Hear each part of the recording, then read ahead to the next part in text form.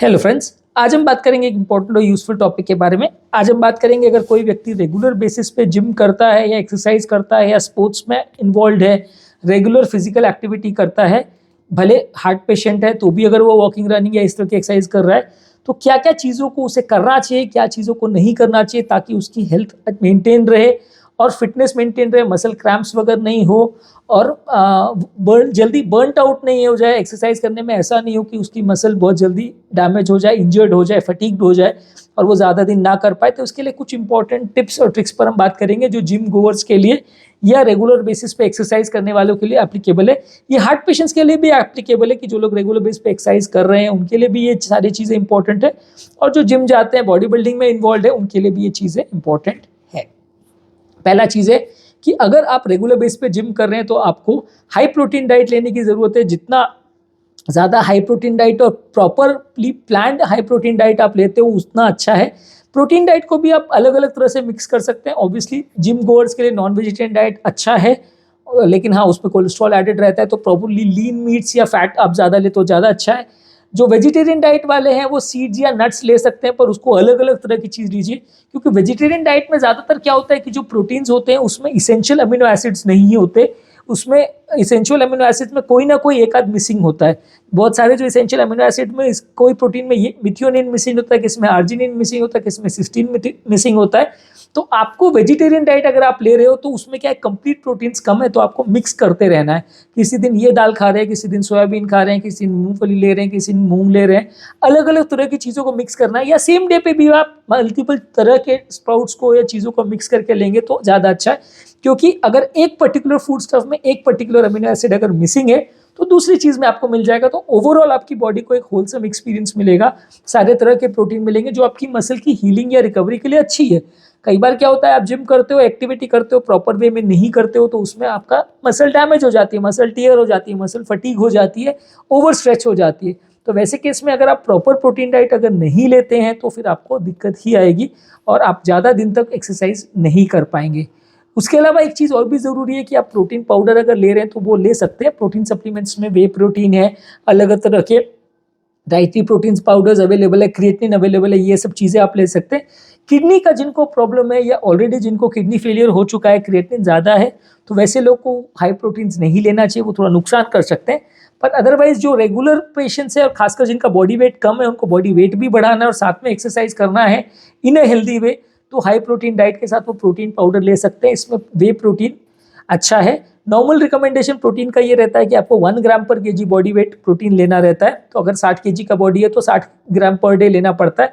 अपने normal Indian vegetarian diet में 10 से 15 ग्राम से ज़्यादा प्रोटीन नहीं होता, तो अपने को एक्स्ट्रा ज़्यादा लेना पड़ता है। तो आप भले उसको नॉनवेज फूड के फॉर्म्स में ले या आप उसको प्रोटीन पाउडर्स के फॉर्म में ले या वेजिटेरियन फूड प्रोडक्ट्स में क्या क्या चीज़ों में प्रोटीन मिलता है उसको पता करके आप ज़्यादा लेंगे तो अच्छा रहेगा।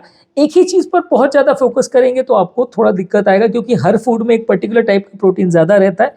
तो आप अलग अलग तरह की चीज़ों को मिक्स करेंगे तो आपको ज़्यादा अच्छे रिजल्ट्स मिलेंगे और ज़्यादा आपका भी काम चलता रहेगा। आप एक ही चीज़ को बार बार और दिन भर 50 बार खाने की कोशिश करोगे तो आप ही परेशान हो जाओगे कि एक ही पर्टिकुलर फूड स्टफ से आप बोर हो जाओगे। अंडे खा रहे हो तो सिर्फ अगर अंडे ही खाते रहोगे तो आप बोर हो जाओगे। तो किसी दिन दूध, किसी दिन लीन मीट, किसी दिन एग्स, किसी दिन वेजिटेरियन प्रोटीन्स, अलग अलग तरह से आप मिक्स करोगे तो आप उसको ज़्यादा समय तक कंटिन्यू कर पाएंगे। नेक्स्ट है कि आपको जब कभी भी आप फिजिकल एक्टिविटी करते हैं तो उसके बाद फिजिकल जो प्रोफेशनल्स हैं उनके साथ आपको एंगेज करने की ज़रूरत है। ज़्यादातर जो लोगों को जिम में इंजरीज होती हैं या प्रॉब्लम्स होती हैं वो इसलिए होती हैं क्योंकि वो प्रॉपर तरह से वर्कआउट नहीं करते, प्रॉपर तरह से जिम की एक्सरसाइजेज नहीं करते। कौन सी मसल को कितने लेवल पर मूव करना है, कितने परसेंट और कितना डिग्री पे मूव करना है, और उस मसल की मूवमेंट के दौरान दूसरी कौन सी मसल्स की मूवमेंट होनी है, ये कई बार हम प्रॉपरली जज नहीं कर पाते। तो कोई थेरेपिस्ट अगर हो तो अच्छा है। और इसके बाद आप मसाज थेरेपिस्ट वगैरह के पास भी जा सकते हैं, या कई बार जिम्स में भी साथ में अवेलेबल रहता है। तो वो आपकी जॉइंट्स को अगर प्रॉपर सूदिंग ऑयल्स के साथ अगर मसाज करते हैं तो मसल इंजरी कंपेरेटिवली कम होती है। अब कई बार लोग बोलेंगे कि यार ऐसी चीज़ों को करने में जिम का खर्चा अलग, मसाज का खर्चा अलग, प्रोटीन का खर्चा अलग। ऑब्वियसली देखिए, अगर बॉडी बिल्डिंग या इस तरह की एक्टिविटी में आप इन्वॉल्व है तो ये कॉस्ट एक्सपेंसिव चीज़ें तो हैं, इसमें आपका कॉस्ट बढ़ता तो है, इसमें तो कोई डाउट नहीं है। तो अगर आप जितना आपका टारगेट है, अगर आपको प्रोफेशनल बॉडी बिल्डिंग में जाना है तो ये चीज़ों पे उतना खर्चा करना पड़ेगा, उतना अग्रेसिवली जाना पड़ेगा। अगर आप सिर्फ फन के लिए बॉडी बिल्डिंग करना चाह रहे हैं या अपने पास टाइम के लिए करना चाह रहे हैं या हेल्दी रहने के लिए करना चाह रहे हैं, तो फिर आप उस हिसाब से अपना बजट और अपनी लाइफस्टाइल को मैनेज, अपने डाइट को मैनेज कर सकते हैं। नेक्स्ट है कि आपको म्यूजिक का प्रयोग कर सकते हैं। जब आप जिम वगैरह जाते हैं तो आप प्रॉपरली हेडफोन्स वगैरह यूज़ कर सकते हैं, पर हाँ ये सावधानी रखिए कि आपको कोई इंजरी वगैरह नहीं हो जाए। कई बार क्या होता है कि हेडफोन्स वगैरह के चक्कर में आपका कॉन्सेंट्रेशन कॉम्प्रोमाइज़ हो जाता है, तो इंजरी होने का चांस ज़्यादा हो जाता है। पर प्रॉपरली अगर आप म्यूजिक के साथ एंगेज करते हैं तो आपका वर्क कैपेसिटी बढ़ जाता है, आपका स्टैमिना थोड़ा सा बढ़ जाता है, ध्यान म्यूजिक पे रहते हैं तो आप ज़्यादा देर तक एक्सरसाइज कर पाते हैं। तो इसलिए आप एक्सरसाइज जब भी कर रहे हो तो बॉडी को आप अलग अलग तरह से एंगेज रखिए, खासकर अगर सोलफुल म्यूजिक या आपका फेवरेट म्यूजिक आप प्ले करें तो वो आपके लिए अच्छा है और लॉन्ग टर्म आपकी एक्सरसाइज करने का चांसेस और ज़्यादा ड्यूरेशन तक एक्सरसाइज करने का चांस कंपैरेटिवली बेटर होगा। नेक्स्ट है कि डाइट पर अच्छे से फोकस कीजिए। हेल्दी बैलेंस डाइट जिसमें फ्रूट्स, वेजिटेबल, लीन मीट्स और होल ग्रेन्स ये ज़्यादा हैं, वो सारी चीज़ों को आपको लेना है। जितना ज़्यादा न्यूट्रिशनल डाइट आप अच्छा लेते हो उतना आपके लिए अच्छा है। अगर आप न्यूट्रिशनल डाइट पर फोकस नहीं करते हो तो आप जितना भी एक्सरसाइज कर लीजिए जिम में आपको रिजल्ट्स अच्छे नहीं मिलेंगे। तो आपको डाइट पर भी उतना ही फोकस करना है।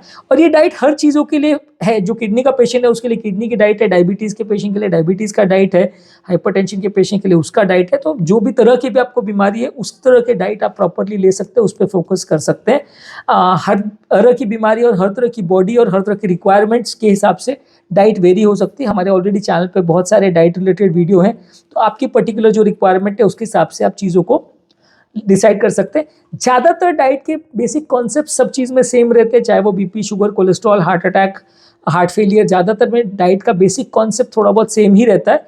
हाँ, उसमें ये है कि थोड़े बहुत पर्टिकुलर रिक्वायरमेंट्स के लिए थोड़ा बहुत एडजस्टमेंट्स हो सकते हैं। नेक्स्ट है कि आपको एटलीस्ट एक डे ऑफ या रेस्ट डे ज़रूर लेना चाहिए। अगर आप ये कोशिश करेंगे कि आपको डेली बेस पे एक्सरसाइज करनी है, डेली जिम करना है, बहुत अग्रेसिवली जिम करना है, बॉडी बनानी है और उसमें आप दिन भर लगे रहोगे, कोई भी फ्री डे नहीं लोगे, तो आपके फटीग आउट होने का या परेशान हो जाने का या थोड़े दिन के बाद बंद कर देने का चांस, मसल की इंजरी होने का चांस ज़्यादा है। तो एटलीस्ट हफ्ते में एक दिन आप रेस्ट डे लें तो ज़्यादा अच्छा है। ज़्यादातर गाइडलाइन जो हार्ट पेशेंट्स के लिए भी एडवाइस करते हैं वो भी ये रिकमेंड करते हैं कि आप हफ्ते में एक आध दिन रेस्ट लें। पर हाँ, ऑब्वियसली रेस्ट का डे वो एक के बदले 4 नहीं हो जाना चाहिए। ऐसा नहीं होना चाहिए कि आप हफ्ते में 3 दिन एक्सरसाइज करो और 4